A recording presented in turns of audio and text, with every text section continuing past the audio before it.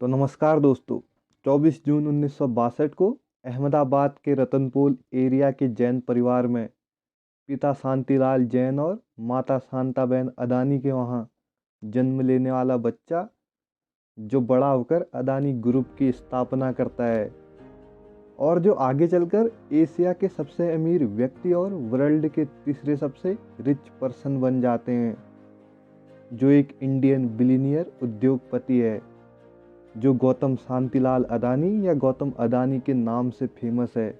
गौतम अदानी बचपन से ही business minded थे। गौतम अदानी की एजुकेशन अहमदाबाद के सेठ चिमनलाल नागिनदास स्कूल में हुई, लेकिन अपने बैचलर डिग्री के सेकेंड ईयर में गौतम अदानी 1978 में महज 16 साल की उम्र में मुंबई चले जाते हैं और वहाँ महिंद्र ब्रदर्स के लिए हीरा सॉर्टर के रूप में काम करते हैं। लेकिन 1981 में अदानी के बड़े भाई महासुख भाई अदानी अहमदाबाद में एक प्लास्टिक यूनिट परचेज करते हैं, जिसके मैनेजमेंट के लिए उनको बुलाया जाता है और यह इंटरप्राइज पॉलीविनाइल क्लोराइड आयात के माध्यम से ग्लोबल बिजनेस के लिए गौतम अदानी का एक एंट्री गेट बन गया।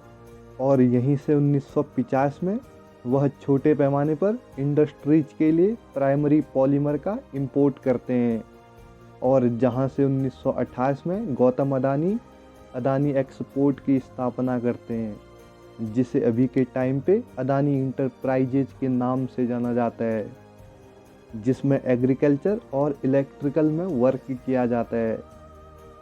लेकिन सभी की लाइफ में एक ऐसा पॉइंट आता है जहां से व्यक्ति को और भी आगे जाने की राह दिखती है, या कहें तो पद प्रतिष्ठा मान सम्मान जो पहले से था उसमें और वृद्धि होती है। ऐसा ही पॉइंट गौतम अदानी के लाइफ में भी आता है, जब साल 1994 में गुजरात गवर्नमेंट मुंद्रा बंदरगाह के मैनेजरियल आउटसोर्सिंग की घोषणा करती है और 1995 में गौतम अडानी को यह कॉन्ट्रैक्ट मिलता है और 1995 में ही अदानी पहले जेटी की स्थापना करते हैं। जेटी को समझें तो समुद्र कोस्ट पर पानी के ऊपर बना लकड़ी का वह प्लेटफॉर्म जहां जहाज़ों पर माल लोड किया जाता है या उतारा जाता है। और मुंद्रा पोर्ट गुजरात के कच्छ जिले के मुंद्रा के पास कच्छ की खाड़ी के उत्तरी किनारे पर स्थित भारत का सबसे लार्ज प्राइवेट पोर्ट है। आज कंपनी सबसे बड़ी निजी मल्टी पोर्ट ऑपरेटर है। मुंद्रा पोर्ट भारत में निजी एरियाज का सबसे बड़ा बंदरगाह है, जिसकी एबिलिटी सालाना करीब 210 मिलियन टन कार्गो को संभालने की है। और इसी के साथ अदानी ग्रुप की power business arm Adani power, जिसकी स्थापना 1996 में अदानी ने करी, जिसके पास 4620 मेगावाट की एबिलिटी वाले थर्मल पावर प्लांट हैं, जो देश का सबसे बड़ा निजी थर्मल पावर उत्पादक है। और उन्होंने 2009 से 2012 तक ऑस्ट्रेलिया में एवांट पॉइंट पोर्ट और क्वींसलैंड में कारमाइल कोल माइन का अधिग्रहण किया। और इसी के साथ मई 2020 में अडानी द्वारा भारत के सौर ऊर्जा निगम द्वारा 6 बिलियन अमेरिकी डॉलर मूल्य की दुनिया की सबसे बड़ी सौर बोली जीती गई। और भारत में इंटरनेशनल एयरपोर्ट की बात करें तो सितंबर 2022 में अडानी ने दिल्ली के बाद मुंबई में 74% इक्विटी हासिल कर ली है।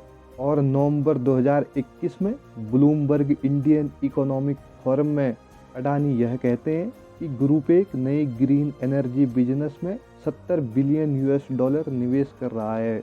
और फरवरी 2022 में गौतम अडानी मुकेश अंबानी को ओवरटेकिंग कर एशिया के सबसे अमीर व्यक्ति बन गए और अगस्त 2022 में ही उन्हें फॉर्च्यून द्वारा वर्ल्ड का तीसरा सबसे अमीर व्यक्ति नामित किया गया। लेकिन एक बात और जो अगस्त 2022 में खूब चर्चा का विषय बनी रही, जब अडानी ग्रुप एंटिटी ANML घोषणा करती है कि हम RPR होल्डिंग को खरीदने जा रहे हैं, जो नेशनल न्यूज ब्रॉडकास्टर NDTV के 29.18% के मालिक हैं और 26% और खरीदने के लिए खुली पेशकश करते हैं। और NDTV एक बयान में कहती है कि अडानी ने कंपनी के founders farmer journalist Radhika Roy और उनके इकोनॉमिस्ट हस्बैंड प्रणय रॉय को सूचित किए बिना एक थर्ड पार्टीज के थ्रू अपनी इक्विटी ऑब्टेन करी और यह डील बिना डिस्कशन, सहमति या नोटिस के करी गई।